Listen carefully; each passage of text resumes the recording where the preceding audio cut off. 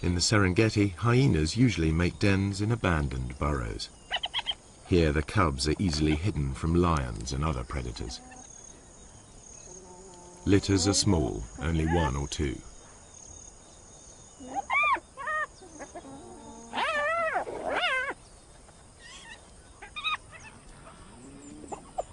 Hyena society is maintained by the rank that each animal inherits. If mum is high-ranking, they'll be high-ranking too, provided they've inherited her strength as well. Females may fight females, but males hardly ever fight amongst themselves, and certainly wouldn't dare attack a female. Clan life is ruled by the females, who are almost a quarter bigger than the males.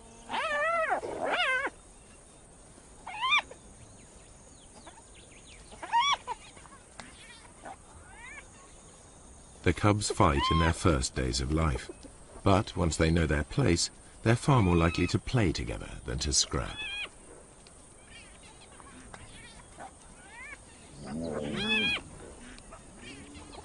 The males can behave as best friends, even if they're members of different clans. Hyena's behavior is highly complex.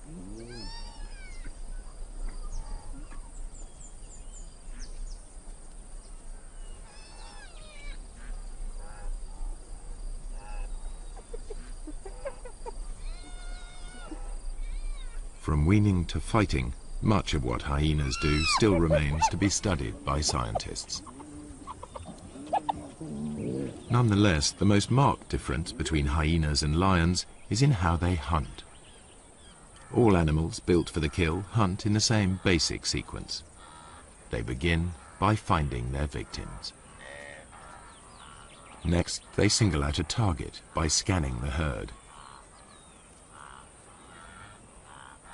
Later will come the approach, then the contact, finally the meal.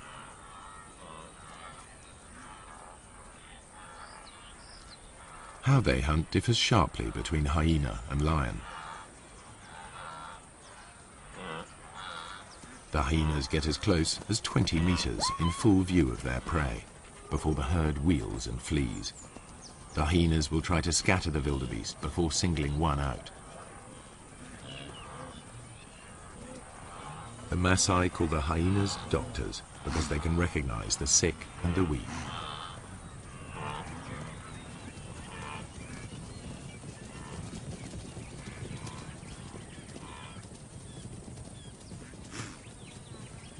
They run down their prey like wolves. Hyenas are endurance hunters. Chases can last up to 5 kilometers at full speed. Lions can't sustain this. They are sprinters. After the rainy season, much of the Serengeti National Park is a sea of long grass. The lions use it to mask their presence. They approach unseen by careful stalking, or occasionally by lying in ambush.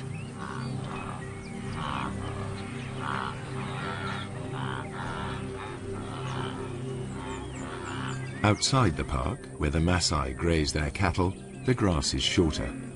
Any predator risks a confrontation with armed herdsmen.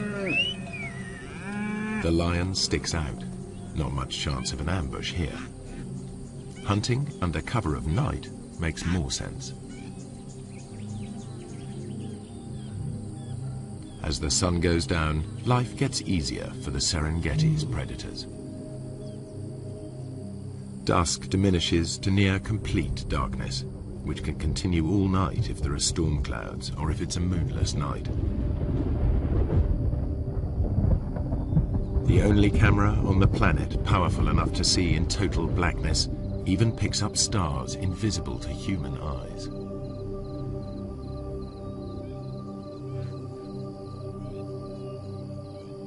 Suddenly, the landscape is illuminated as if by searchlight.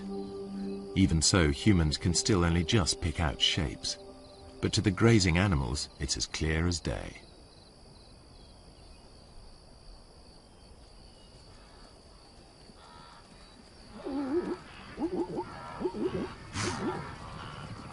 The camera reveals crouching lions invisible to the naked human eye.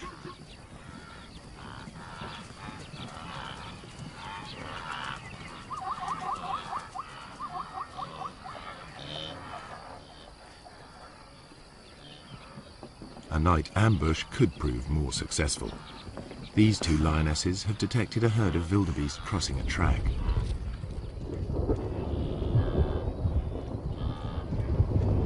When the moon is up, the lions are limited to the techniques they use by day, stalking and ambushing. But it won't always be so light.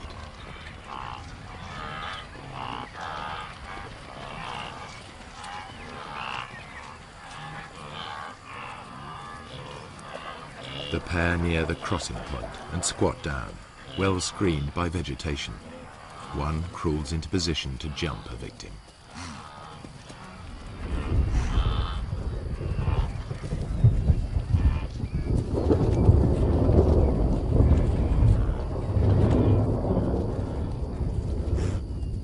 A quick dash and it's soon over.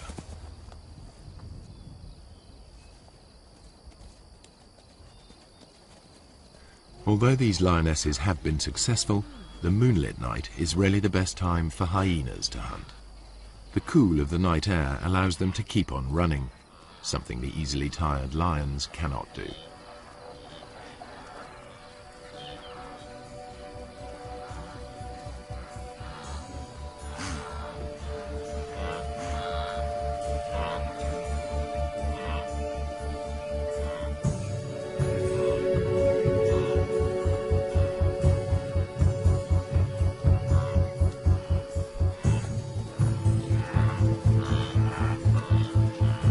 Hyenas' behavior at night is something scientists are increasingly able to observe for themselves.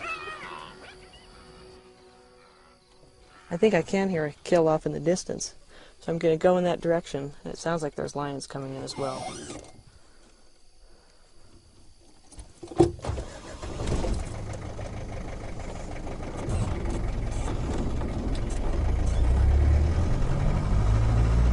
Paula White's night vision goggles work because they and the camera see in the special infrared headlights of her Land Rover.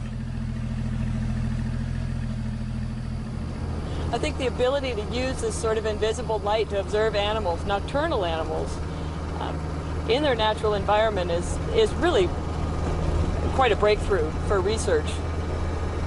Certainly I didn't begin to see the full range of hyena behaviors until I started coming out at night and using this sort of special equipment. It was very frustrating to me otherwise, because as dusk was falling and my own ability to observe them was, ending, I knew that the hyenas were just beginning to wake up and just beginning to, start their day, as it were, but I was left out of it. So now, as I'm able to follow them and observe them, I'm seeing things that I've never been able to see before. Now Paula can see in the dark, but it's her hearing that guides her. You often hear hyenas whooping at night, and that can mean any number of things. They're advertising their own location, they're trying to find other clan members. But the one sound that you really associate with a kill is a giggle. And actually that's where the term laughing hyena came from. But that's the sound that I really associate with kills. And it's a thing that other hyenas and lions hone in on as well. So really, driving around like this at night, using this enhanced vision and listening for kills, I'm behaving very much like a hyena. And there's one right now. I can see it going through the grassland.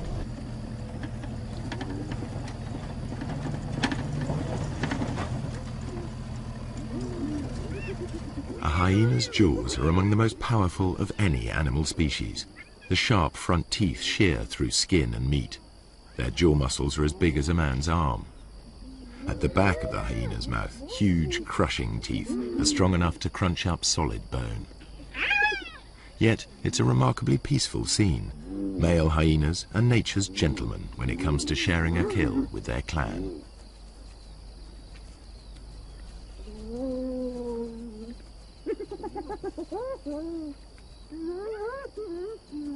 Although the hyenas gulp down their meal, lions arrive in time to take the food from their mouths.